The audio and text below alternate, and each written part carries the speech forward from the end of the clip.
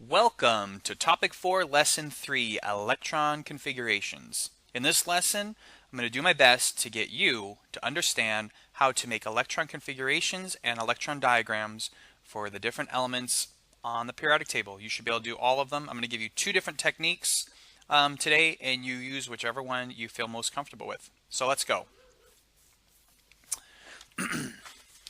First thing I need you to understand, term is an orbital. An orbital is a region in an atom where there is a high probability of finding electrons. Remember from the prior lesson that Heisenberg's uncertainty principle says that we can't really pinpoint an electron.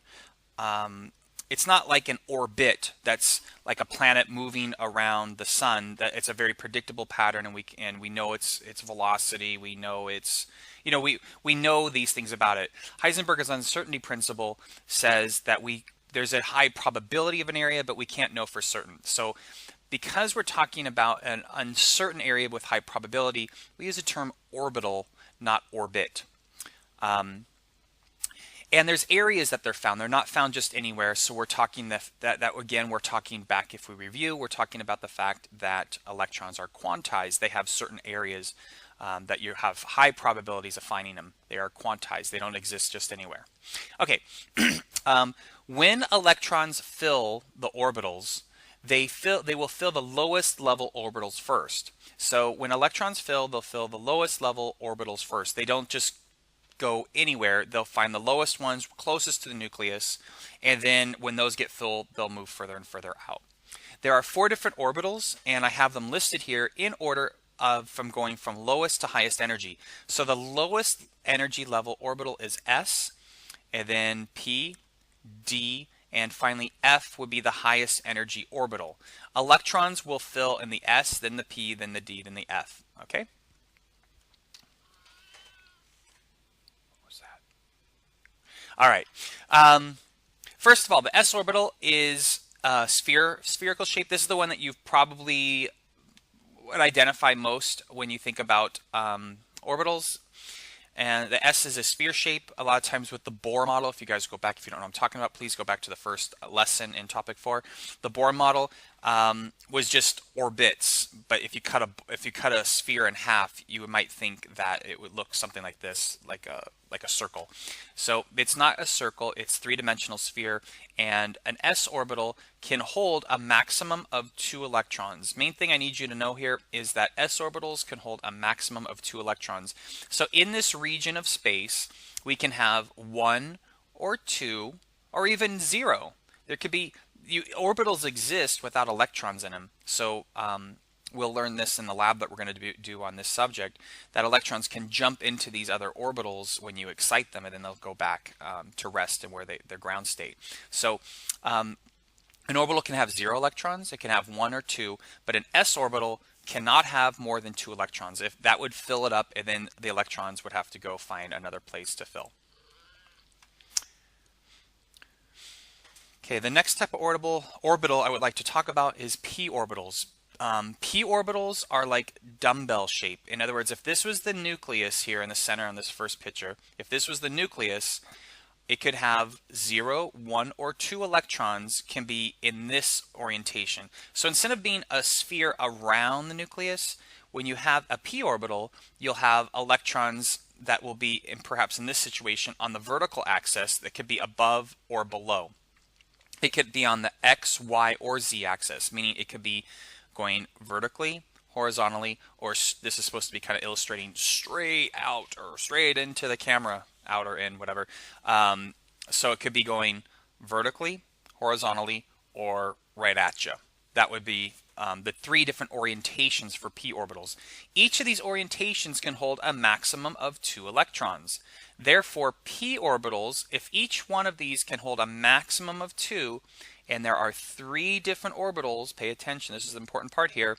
If there's 3 different orbitals and each orbital can hold a maximum of 2 electrons, that would mean that p orbitals can hold a maximum of 6 electrons, 2 in each orbital. Okay, p p orbitals can hold a maximum of 6 electrons, 2 in each, each orientation, not orbital. Okay. This is a better illustration of what p orbitals look like. So again, in the middle you have your nucleus. So in one orientation you could have 0, 1, or 2 electrons moving back and forth here. You can have 1 or 2 electrons moving back and forth here, 1 or 2 electrons moving back and forth here. And if you look at a complete p orbital with everything put together, it would look like this. But it's nice that it's color-coded because you can see that these electrons are moving this way. They're moving around, and it's random. Heisenberg's uncertainty principle. So it's moving around here, then it's moving around here. So it's going kind of back and forth. But it's not moving all over the place. And sometimes I see in cartoons and stuff like that, illustrations when they're trying to show, let me see if this is working. Sometimes you'll see like a nucleus and you'll see a picture like, it's a very bad picture, but hopefully you can get what I'm talking about. You see a picture like this with the electrons moving around, something like this. This would be, in my opinion, they're trying to illustrate p orbitals because the electrons are moving around here. Sometimes though they just actually have an electron moving around like this. It would be uncertain. It would be uncertainty. So it would be just kind of in this area here that it's moving about. But you can see what they're trying to illustrate in those pictures, that the electron is going this direction. It's not moving in all the directions. At least if they're trying to do a decent job, and perhaps they've taken a decent chemistry teacher in high school, they would be able to illustrate it that way. Okay, now when electrons are near each other, you got to think of this. Electrons have a negative charge, so they don't want to be near each other. So when electrons come near each other, they're going to repel. They're going to move away from each other. So what happens is electrons are not just moving around, but they're also spinning. And when things spin, like Earth, when it's spinning, it creates magnetic fields. That's how come compasses work, because there's magnetic fields on Earth, and our compass will line up with that magnetic field. So electrons are spinning, and they create these magnetic fields. So what happens is, if electrons repel, how do we get 2 of them to be near each other, whether it's 2 of them in an s orbital or 2 of them in an orientation of a p orbital? It seems like we can get 2 of them in the same kind of area. How they do this is by spinning, they create these magnetic fields. If they spin in opposite directions, they can create opposite magnetic fields. Now overall, they don't want to be near each other. These are electrons, they're repelling each other, but by having opposite spins, they can have the north end magnetic field and a south end magnetic field, which would slightly be attracted to each other, and vice versa. You'd have a south pole to a north pole. So this can create some tolerance. Again, they're negatively charged, they don't want to be near each other, but by having opposite spins, they kind of tolerate each other's company. It will create a slight bit of attraction and tolerance. And so that's why you're going to find electrons can have 1 or 2 in the same area, but you're not going to see configurations where there's 3, 4, 5 in the same area. Okay? How they do that is opposite spins. We illustrate that with arrows. So if I draw an arrow up and an arrow down, that would represent 2 electrons with opposite spins. When I do 1 electron, I'll be just drawing 1 arrow. In convention, I'll always go up and then down. I don't really know what the direction of the spin is. It's not that they're always go north and then the second one is always the south side is on the top. We don't know at all. It's just the way we illustrate it. So in proper illustration, I'll do the north will always go the first one, or north will be top. Last thing to kind of point out, because I've had students ask this question, very, very good question, very thought-provoking, is what happens if 2 north spin electrons come near each other in the same orientation, the same orbital? There's 2 north. Well, I think of it like magnets. If you take a string and 2 magnets and you put the north end of the magnets facing each other, and then you let it go and they come towards each other, you know they're going to repel, but they're not going to just repel and bounce like this on a string. They're going to repel, and as soon as they repel, one's going to flip and the other one's going to flip, and then they're going to touch. So if you drop even north to north, one will flip and turn and they'll connect. So what happens if they both had the same spin, as soon as they go near each other, one will just spin the other way. And so they'll always have opposite spins when they get near each other. I hope that helps. I thought that was a good question. So when we're filling up these orbitals, I'd like you to kind of follow along with what I'm saying here. And when I do this, I like to refer to electrons as student and student behavior, and I'll explain a little bit. Hopefully that'll make sense as I go along here. So this is an orbital diagram of energy. So this E stands for energy, and so as we move up, it takes more and more energy. So 1s would have less energy than 2s, and 2p would have more energy than 2s. That's what I have kind of illustrated here. I think of it like students, and I try to put people involved here to act like the electrons, in that think of this as a school, a place that you're going, and it's a very strange school. There's different classrooms. There's S classrooms, there's P classrooms, and the school has got levels. So on the very first floor, the floor that you're on, the first class you go to on the first floor is an S classroom. And S classrooms have one desk, one table, a lot like we have in class. In my classroom, we've got tables with 2 chairs on them. A lot of your science classes will have situations like that. So we've got one table with 2 chairs on it. And so all the classes are the same. In this interesting school, you get to choose which class you go to.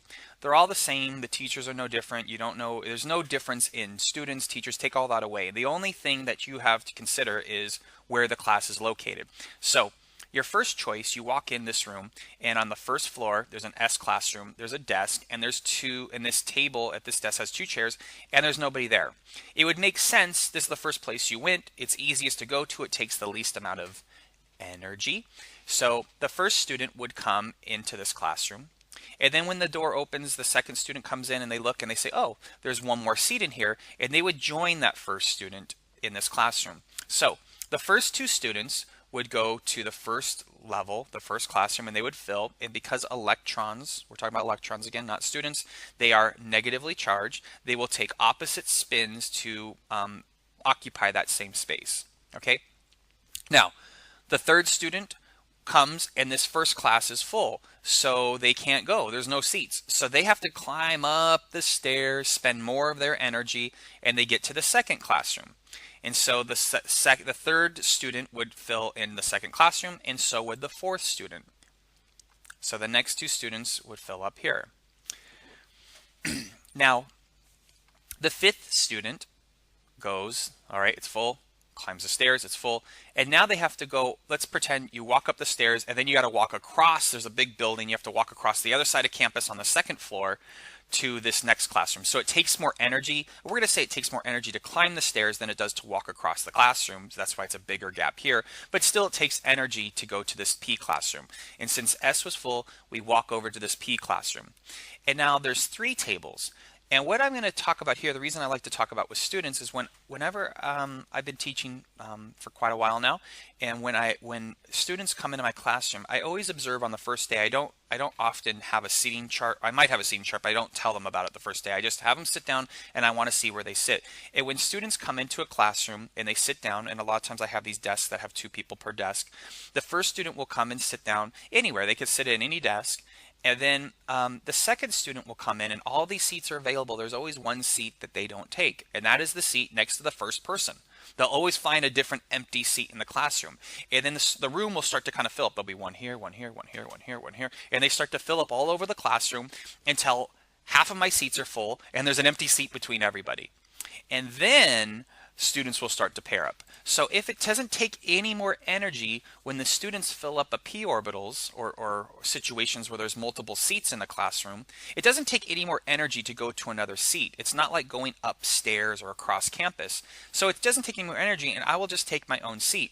And this makes a lot of sense with electrons. Why? Because electrons are negatively charged. Why would 2 electrons that are negatively charged be near each other when there's empty spots in that same orbital? So that's what electrons do. They move apart, much like students do when they're, first day of school. I always say first day of school because after a few weeks of school, everyone's friends, and I can't keep them apart or keep them quiet. Can we move seats? I want to sit next to my friend. So this is just a pleasure I get on the first day of school. All right, so it's full, and now the next electron that has to come in will have to pair. What's important here is the order that I place them. Right now, you got a picture, and if you're taking notes, you got this picture with 1s with 2 arrows, 2s with 2 arrows, 2p with 6 arrows. What's important is the order, the fact that this was illustrated. You should note, you need to know the order, that the first electron will go here, the second will go here. So the first electron will go 1s, the second electron will go on the 1s. The third electron would be this one, 2s, and then another one in the 2s. So if we were going to number them, it would go 1, 2, 3, 4, 5, 6, 7, 8, 9, 10. So I put 10 electrons in, and it's really important that you understand the order that I'm placing them in. So again, with those 10 electrons, if you think about what we just did, I put in the first floor, the S room, I had 2 electrons, and then on the second floor on the S classroom I had 2 more, and then on the second floor, the P classroom, I had 6. This right here is called an electron configuration. An element with 10 electrons is neon. If you guys would take a look at your periodic tables, if you take a look at your periodic table, element 10 is neon. So neon has 10 protons, and since it has no charge, it has 10 electrons. This would be the configuration for those 10 electrons. This is called an electron configuration. I will ask you to make electron configurations for different elements. This is what I'll be asking you to do. Over here, we are making a orbital diagram or an electron diagram. This is the diagram is what I'm going to do over here. Just the configuration is just simply with the numbers and letters. So we're going to put those 10 electrons in there, and it's just like what we did before. I'm going to do arrows. So the first one goes in the 1s, the next one goes into the 1s, and hopefully you're starting to see this pattern. Can you predict where the third one's going to go? Hopefully you would say the 2s. And this is a spot where some students will make mistakes. Where does the fourth one go? Hopefully you're thinking it goes in the 2s, but some students will put it in the 2p. They'll say, hey, they don't want to be near each other, so I'm going to put it over here. No, remember it takes more energy. I got to walk all the way across campus to get to this P classroom. The S was very close, so I would rather pair up than have to walk way over here. It's energetically more favorable to pair up than to walk all the way over. So now we fill up, and now this is another thing that students will make mistakes. We want to sit apart first. So we're going to put one here, and then we're going to sit apart. The classroom gets full, all the tables get full. There's a seat at each, 2 seats at each table, but we fill up all the tables, and then we'll pair up. So we keep pairing up here, and now I've got it done. We said neon has 10 electrons, so I should have 10 arrows. 1, 2, 3, 4, 5, 6, 7, 8, 9, 10. 10 electrons. So when you do a diagram, you have to have as many arrows as you have electrons. So if there's 10 electrons, you have 10 arrows. And when you do a configuration, your superscripts need to add up to that number 10 also if you're using neon. So 2 plus 2 is 4, 4 plus 6 is 10. And that's how we do that, electron configurations and diagrams. Now, this term here, this vocabulary I'm going to throw in right now, is extremely important for future lessons that we're going to do. I'm going to talk about why things bond, why we're going to talk about the periodic table and the next topic. Next topic will be about the periodic table, and we'll talk about properties of elements and why they have the properties they do. I can't talk about bonds and I cannot talk about properties unless you understand what valence electrons and that's the whole, really the kind of the driving point in my opinion why we're going through all this right now, is so that you can figure out what a valence electron is and have an appreciation for it. So very, very, very important word here, valence electrons. It will come in much more important in the next couple topics, but I'm exposing you to it right now. A valence electron is the electrons in the outermost quantum level of an atom. So we have, and think about floors of a classroom. In this school, I've got 2 floors. The uppermost floor would be my uppermost quantum level. So on the second floor, I have 1, 2, 3, 4, 5, 6, 7, 8. I've got 8 valence electrons. So on the second floor, I have 8 electrons, and because I'm at the outermost quantum level, that's the level furthest away from the nucleus, those are my valence electrons. These guys really control so much of the properties of these elements. So we will be talking about this a lot. Now, so what about the other ones? There was 10 elements, or 10 electrons, 8 of them are valence.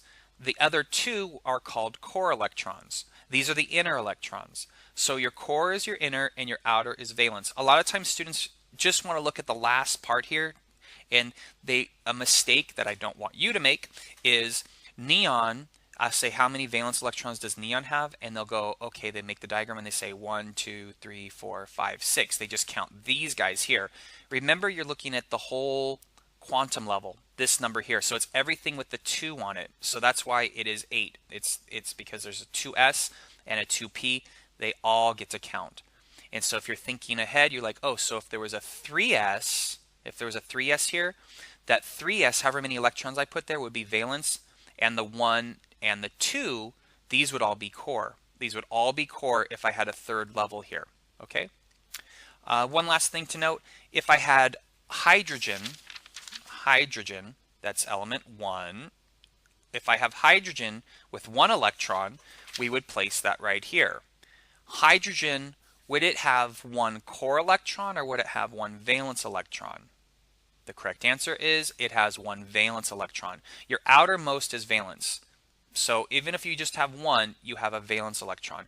Anything that's buried is core. So you don't get core electrons until you get to the 2nd floor if you're talking about a school, when I make that analogy. So you don't get core electrons until you get to the 2nd quantum level. Got it? Hope so. All right. So there's some rules that we talk about when we're filling up these electrons. And the first rule is called the Aufbau principle. And this states that when building up electron configurations of an atom, electrons are placed in orbitals, subshells, and shells in increasing energy. So let me give you an example of what this means. So if I have the Aufbau principle, let's say I'm going to deal with helium. Helium's got 2 electrons. It's the 2nd element here. Helium. It's got 2, therefore it's got 2 electrons.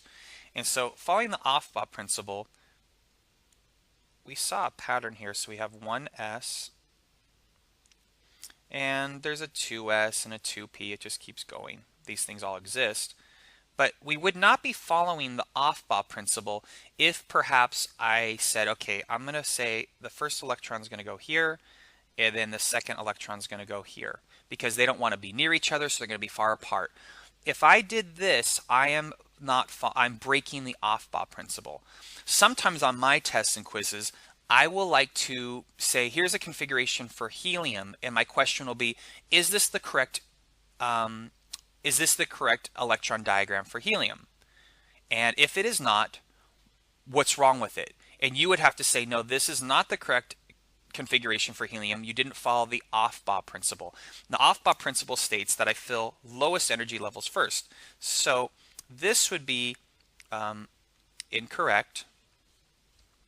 And following the Aufbau principle, it would look more like this. Helium would have the first one up and the 2nd one. My pen's not working, of course. This is the bane of my existence, these tablets. Okay, there you go.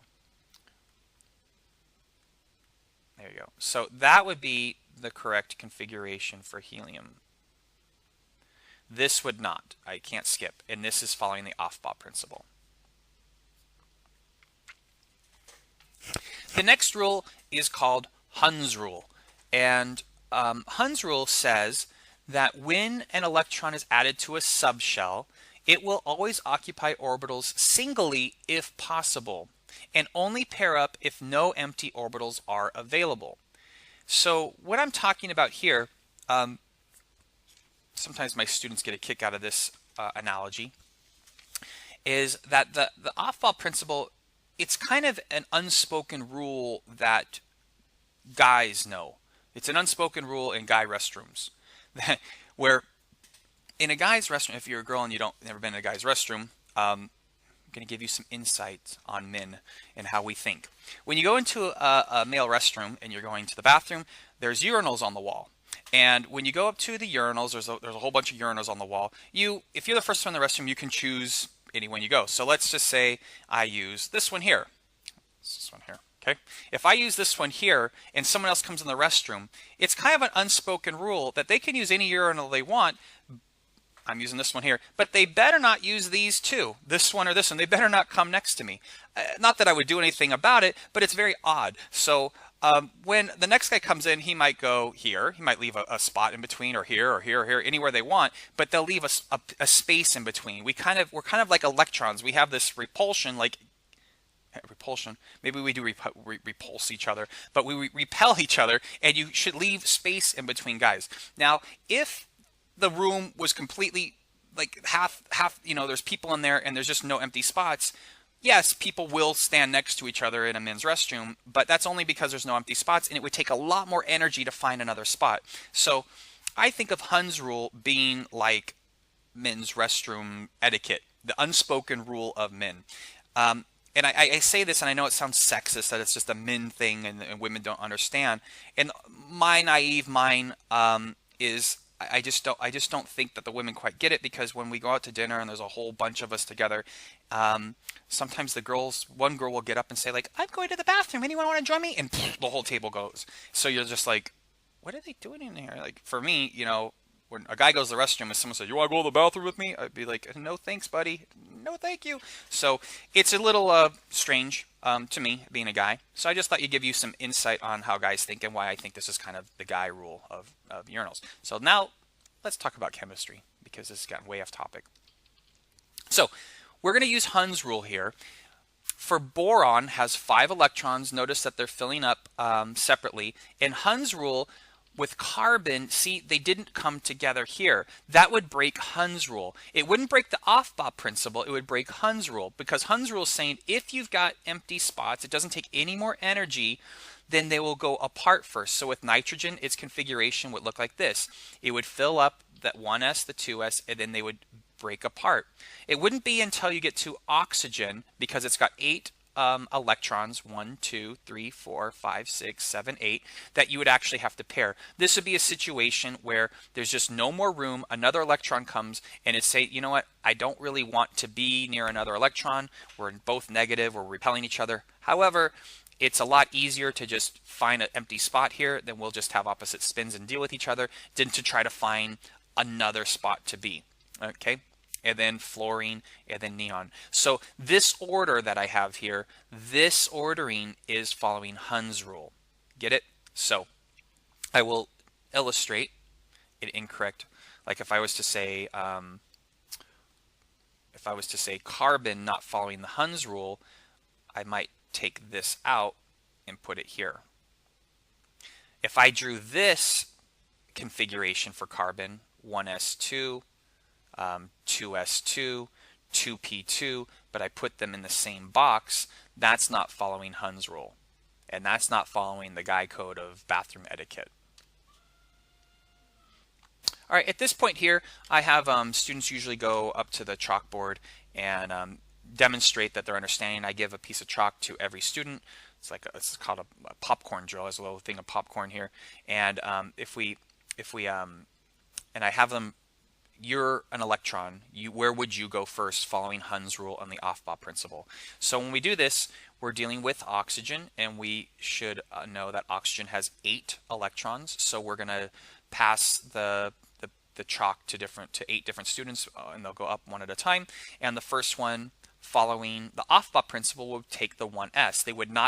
The first one should not go to 2s or 2p, should not jump over here, because they're following the Aufbau principle. If they do, I have the students correct them and they also would need to explain what was wrong with that. The second one will pair up, and again, this is following Aufbau principle. You might say, hey, I would rather go find an empty table. Yeah, but it takes a lot more energy to walk upstairs than it does to just sit down next to another student. So we want to be energetically favorable for us to pair. The third one would be the 2s, and the fourth one would also join the 2s. So also for Aufbau principle. The fifth one would take a 2p, and now this is where a mistake can happen if you don't follow Hund's rule.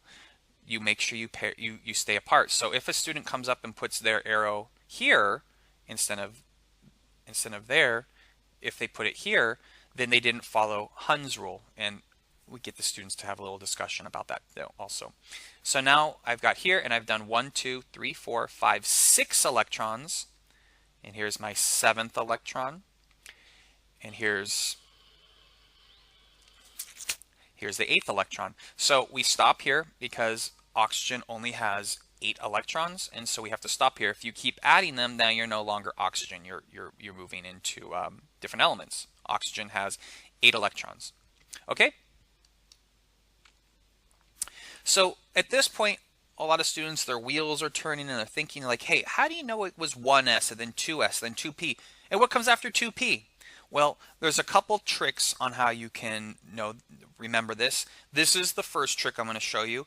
It's not what I use, but I see it in all the textbooks and all kinds of things. I see it, even though it's not what I use. I do show my students how to do this, and I do see this on their tests. They'll draw this diagram here. So the first trick that you can do is take your piece of paper and number it 1 to 7. And this will be your S. Remember, S was the lowest energy level. Number it 1 through 7, and these will be your S's. And then on the same row on your paper, go 2 to 7, so don't have a 1. And then go 3 to 7, and then go 4 to 7. And then name these columns. This will be S, and then P, D, F. And remember, we were talking about before was S was the lowest energy, then P, then D, then F. So you have your S goes 1 through 7, P goes 2 through 7, D goes 3 through 7, F goes 4 through 7. And then you draw these diagonal lines through it like this. And if you want to know what comes next, you just start at the bottom and you just read up on the lines. So it would go 1s and then 2s, just like we did. Remember, it went 1s, 2s, and then 2p. So if you want to know what comes next, that would be 3s, and then it would be 3p, and then it would be 4s. And then check this out. After 4s comes 3d, 4p, 5s. Now, the other thing you need to know, and it just keeps going, the other thing you need to know is S's always hold 2 electrons at the most. P's can hold a maximum of 6 electrons. D's can hold 10, and F's can hold 14. D's can hold 10, F's can hold 14. So let's just kind of read through here what's going on. So the 1s can have 2, then it's 2s can have 2, 2p can have 6, 3s2, 3p6, 4s2, 3d10, 4p6, 5s2, 4d10, 5p6, 6s2, 4f14, 5d10, 6p6, 7s2, 5f14, 6d10, 7p6, and it can just keep going. I don't know what the other letters would be, but theoretically there's a mathematical pattern to this, and you could just keep going. So this is what an electron configuration would look like if it had, I don't know if you add up all these superscripts. Let's see, that would be actually 7. I don't even know what element that is. My periodic table doesn't go there. So my periodic table doesn't even go that high. But it doesn't matter. Even if it's not the periodic table, we could figure out we can predict what the electron configuration be for an atom that we haven't even discovered yet because it has this pattern. Okay? So let's practice this with zinc. To do this, to figure it out for zinc, we got to find zinc on our periodic table and see if you can find it. Can you find zinc on the periodic table? It is element 30. Therefore, zinc has 30 protons, and since it's neutral, it's got 30 electrons. So we have to account for all 30 of these electrons. So how you do this is, let's see here. So if I've got 30 electrons, if I do this, 1s2, that would then turn me into 28. These tablets are so silly. 28. I use 2 more here. That makes 26. I would then go to this one here. And P's, do you guys remember how much P's can hold? P can hold 6. So subtract another 6, that would be 20. And I'm just going to keep doing this till I use all 30 electrons. 3s can take another 2, so that would be 18. 3p, take another 6, so that would be 12. 18 minus 6. 4s2, that would be 10. And then D's, remember D can hold 10, so that would get rid of all these, so I'd be 0. Let's say I was dealing with element, instead of zinc, let's say I was dealing with copper, which is 29.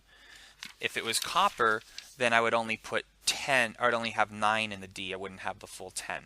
So if it was copper, it would end at 3D10. So that's what it would be. Now you just write all this out. So you have this here and you put it out on your paper, and so it should look like 1s2, comma 2s2, comma 2p6, 3s2, 3p6, and 4s2, 3d10. That would be the electron configuration for zinc, and that's how you would use this to do it. I highly recommend that every time you practice redrawing this. The reason I don't use this way is I forget how to draw this. I forget, once I have it in front of me, it's easy to use. But the thing is, do you remember how to draw it? So when you practice, make sure you practice drawing this. So when you do electron configurations, you just go bloop, put this on their paper, and then you can just keep going and you keep subtracting until you used up all of your electrons. All right, now.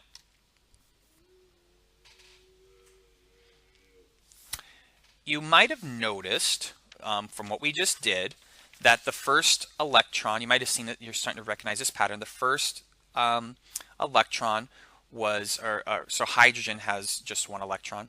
That was in the 1s. And then helium has 2 electrons, so 1s now can have 2. And then lithium with its 3 electrons, see lithium there? Lithium with its 3 electrons would have 2 of them in the 1s, and then we have 1 of them in the 2s. So lithium would be 2s1. Beryllium has 4 electrons, so it would end at 2s2. And then after, remember the 5th electron, which happens to be element 5, boron, if you were going to have 5 electrons, we saw that the 1s got filled, the 2s got filled, and if you think about that classroom analogy, then we had to walk all the way across to the p classroom. And so that's why boron, if its 5th electron, would be in the 2p with 1 electron.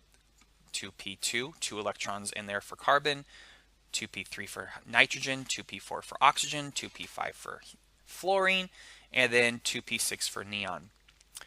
Once the 2p6 was filled, we went to 3s1. Now, I showed you that little diagram, that illustration you could do that helps you remember that, okay, after 2p came 3s. However, the periodic table is doing the same thing for you. After your 10th element here, after your 10th element, neon, you're going to your 11th element, which is sodium, which is on a new row. Okay, so sodium, magnesium, so 3s, and then we go to 3p, and it just keeps going. So, your periodic table, this is the way I do electron configurations. And again, you could do what you want to do. It doesn't. I just really need you to understand it and get it right. I do find this more helpful because I don't want to study the whole. I don't want to study how to make that illustration. But if you take a look at this here, the periodic table is broken up into 4 basic blocks. You have this block here, which we call the S block. We have a block over here, which is the P block. In between them, we have the D block, and then most periodic tables have this block floating down here alone. But this block actually gets inserted right here. So it gets inserted right here. So actually a real periodic table, if you put it in order on rows, it would look more like this. You'd have the S block, and then you'd have that F block, and then you'd have the D block, and then you'd have the P block. So it would be S, and then the F, and then the D, and the P, because this guy here actually inserts right there. So there and there is here and here. Okay? And then once this ends, it ends back up to here. Okay? So these are your 4 blocks. And if you just use your periodic table, you can just look in order at where it goes. So the first row, the first quantum level, this is the first quantum level 1, 2, 3, 4, 5, 6, 7. So the first one just has S. There's no P here. It's just S. So you don't have to memorize what comes after 1S because 1S is filled. And then we go to 2, and this is PS. So we can see here, then it goes 1S.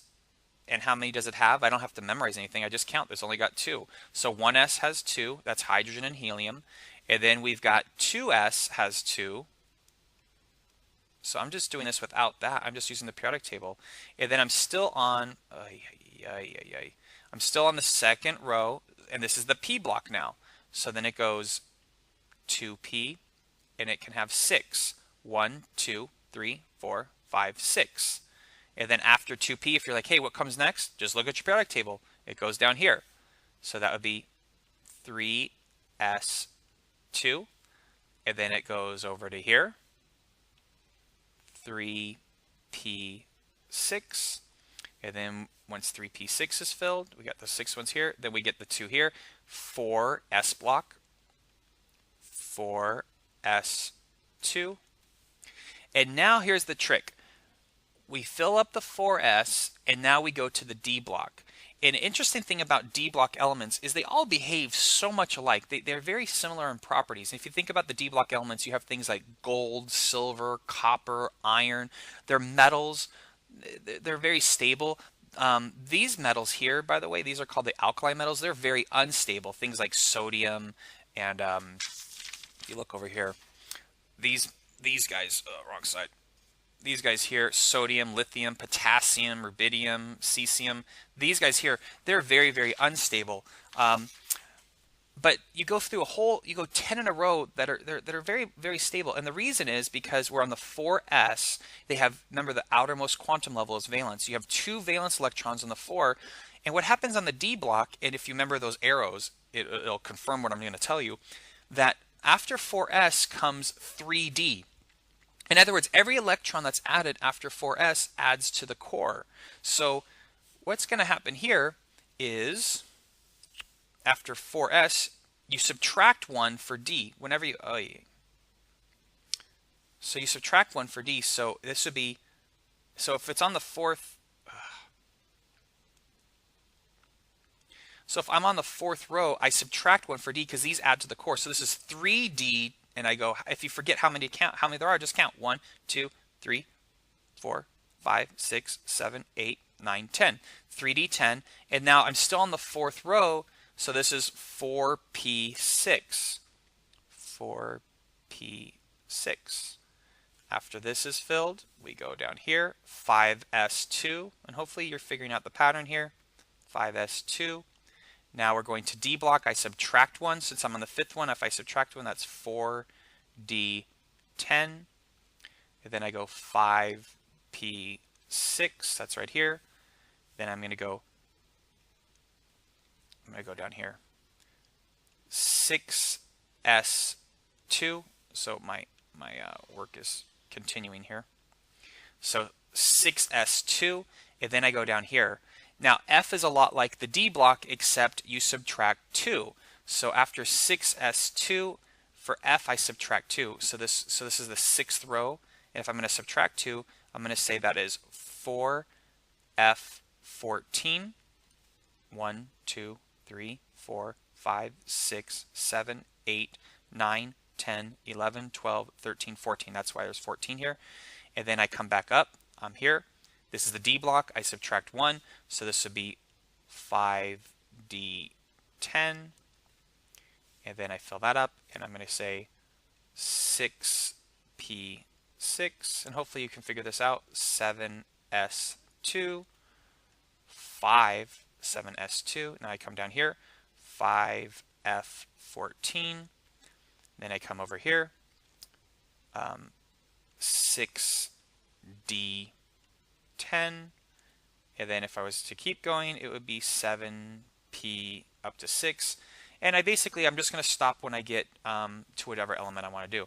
But that's how you just read the periodic table and you go like that. So we're going to do a practice pretty soon. I just want to show you some diagrams before I do that. S orbitals are spheres around the nucleus. P orbitals look like dumbbells, and the nucleus would be in the center. D orbitals are more complex. It looks like stacked p orbitals. So a d orbital would be like 2 p orbitals. And remember, d orbitals, d can hold a maximum of 10 electrons, and electrons like to be can only work in pairs. So d orbitals have 5 orientations. So you can have 1 to 2 or 0 electrons in every one of these configurations. So you don't need to worry about the pictures. That's not what I'm going to test you on, but I want you to understand when you do a D diagram, when you put in those electrons, those arrows in there, that you'll add 1, 2, 3, 4, 5 apart following Hund's rule, and then you'll go 6, 7, 8, 9, 10 together, and then you're going to move out of the d orbital. So that's how you fill it. It'll fill apart and then together. So D looks complicated. Let's just leave it at that. D is more complicated. So if S is pretty simple, P is okay, D is kind of confusing, what do you think you should predict that F's going to look like? If you thought that it's going to look like a confusing mess, you're right. So I'm just going to show you this. Remember, F can hold 14 electrons, therefore it's predict that it's going to have 7 orientations. So the first one is F orbitals can have a ring, kind of like a circle, and what happens here is these the circle can be orientated 4 different ways, and then you can have it like a cube where the electrons are found, and then you can have it like a cube or tilt it like a diamond, and then you've got this really strange, looks like a p orbital with 2 Saturn rings around it. Point being is that you would have different spots. So with an f orbital, you would have electron here, 1, 2, 3, 4, 5, 6, 7, and then you would add more, 8, 9, 10, 11, 12, 13, and then 14. So that's just what it looks like where they're going. You don't need to worry about it. I just wanted you to show you what it looks like. Okay, so let's do a guided practice. How do you do this stuff? So for radon, first thing you need to do, we're going to do the electron configuration for radon, and the first thing that you need to do is figure out how many electrons does radon have. You cannot do this unless you know how many electrons radon has. So you get this big table and you're like, oh my gosh, where's radon? I can't figure it out. And that's why it's really good. I asked you guys earlier to study this and learn the names, and I gave you some nomenclature quiz. It's good to familiarize yourself with this so you're not spending the whole quiz, the whole test trying to figure out where the elements are. So, but even if you don't, and sometimes the symbols don't make much sense with the words. So we're going to look for radon, and as we're looking for radon, we are looking, and I found it over here. Radon. Do you guys see radon? Radon is element 86. So therefore, we have to account for 86 electrons.